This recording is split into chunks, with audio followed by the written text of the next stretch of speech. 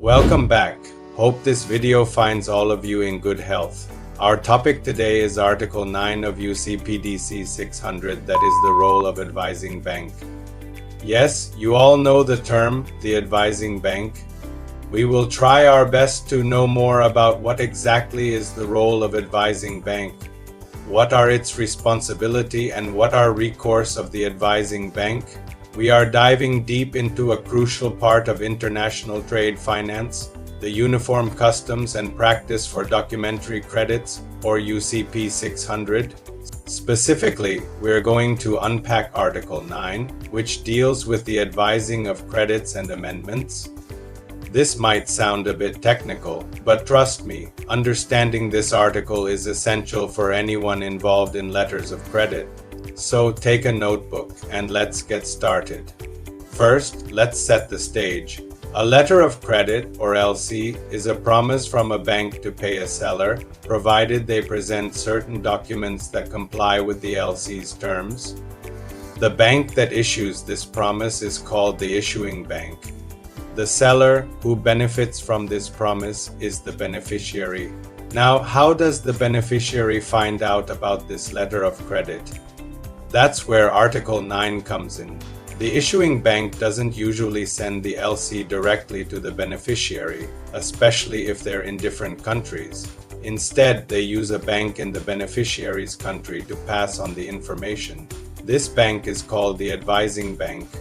Article 9 lays out the core function of an advising bank. It states that a credit and any amendment to it can be advised to a beneficiary through an advising bank. Now, an advising bank that is not a confirming bank advises the credit without any undertaking to honor or negotiate. This is a key point. The advising bank's primary job is simply to pass on the message. They are not promising to pay the beneficiary themselves. They are just a messenger. So what are the responsibilities of this messenger? Article 9b is crystal clear on this.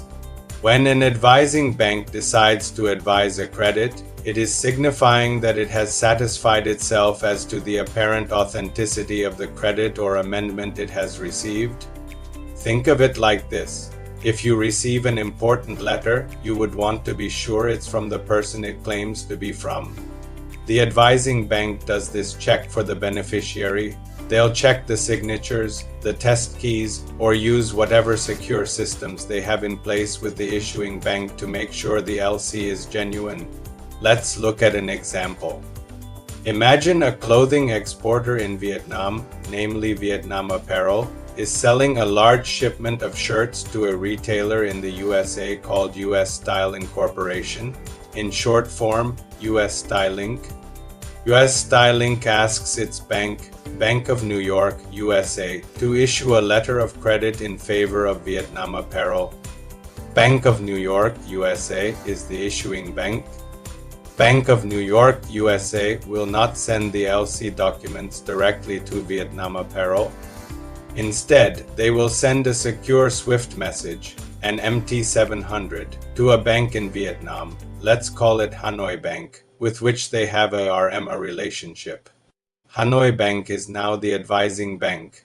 When Hanoi Bank receives this MT-700 message, their first job under Article 9b is to check its authenticity. They will verify the SWIFT message's security features to ensure that it genuinely came from Bank of New York, USA, and has not been tampered with. Once they are satisfied it's real, they can proceed to advise Vietnam Apparel. What happens if Hanoi Bank cannot verify the authenticity? Article 9F covers this. If the advising bank cannot satisfy itself as to the apparent authenticity of the credit, it must inform the bank from which the instructions appear to have been received. So, Hanoi Bank would immediately contact Bank of New York, USA, and say, hey, we received this message, but we can't confirm it's from you. Can you please verify? However, if they still choose to advise the credit to the beneficiary, they must inform the beneficiary that they couldn't verify its authenticity. This is a crucial warning. It's like telling Vietnam Apparel, we have received this LC for you, but we have doubts about whether it's legitimate. Please proceed with caution. This protects the beneficiary from starting production based on a potentially fraudulent LC. Now let's talk about the chain of communication. Article 9C explains that the advising bank can use the services of another bank, a second advising bank, to advise the credit to the beneficiary. Let's say Vietnam Apparel isn't in Hanoi, but in a smaller city, and their primary bank is Da Nang Local Bank. Hanoi Bank can forward the LC details to Da Nang Local Bank to deliver to the beneficiary. In this scenario, Hanoi Bank becomes the first advising bank, and Da Nang Local Bank is the second advising bank. Just like the first advising bank, the second advising bank also has a duty under Article 9b. When it advises the credit, it signifies that it has satisfied itself as to the apparent authenticity of the advice it received from Hanoi Bank. Each bank in the chain vouches for the message it received from the previous bank.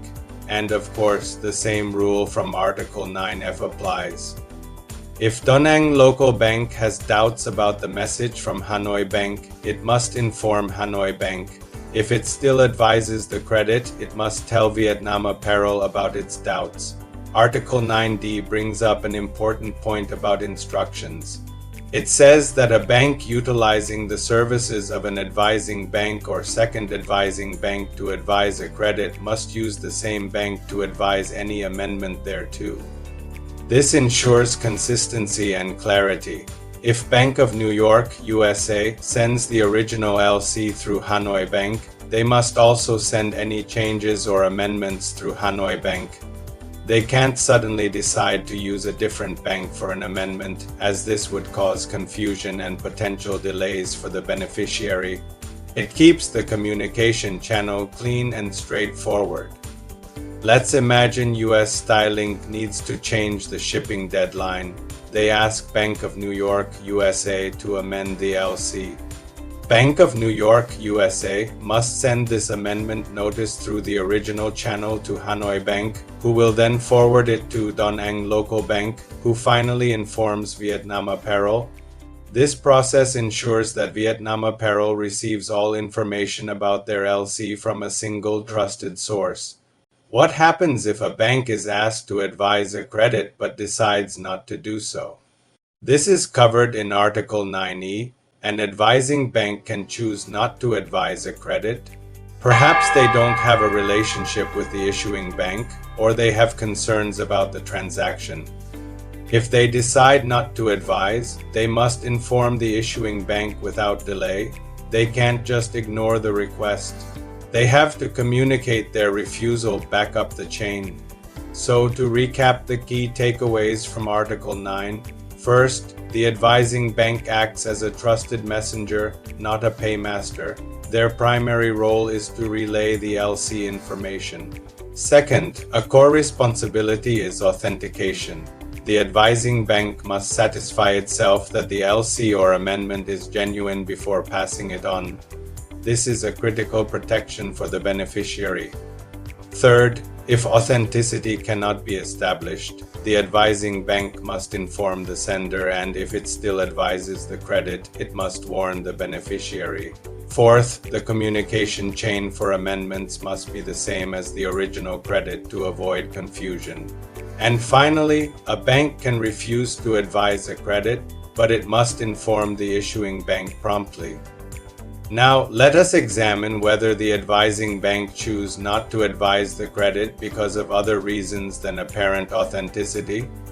Yes, the advising bank, for the reasons of local regulations regarding goods or services, or for the reason of anti-money laundering elements, can also choose not to advise. But in all cases, it must, without delay, inform the bank from which it has received the message that it has chosen not to advise the credit. Understanding of the Article 9 is vital because it governs the very first steps of a letter of credit transaction from the beneficiary's perspective. It ensures that the information they receive is reliable and comes through a secure and consistent channel. It protects them from fraud and ensures that any changes to the deal are communicated effectively. For exporters, knowing that your bank has verified the authenticity of an LC before you start manufacturing goods is a huge comfort.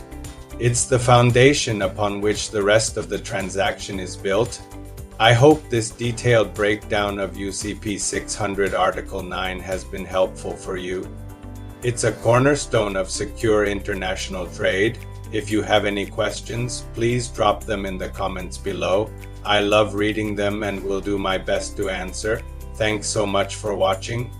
If you found this video valuable, please give it a thumbs up and do not forget to subscribe to the channel and hit that notification bell so that you would not miss our next deep dive into trade finance. See you in the next video. Thank you.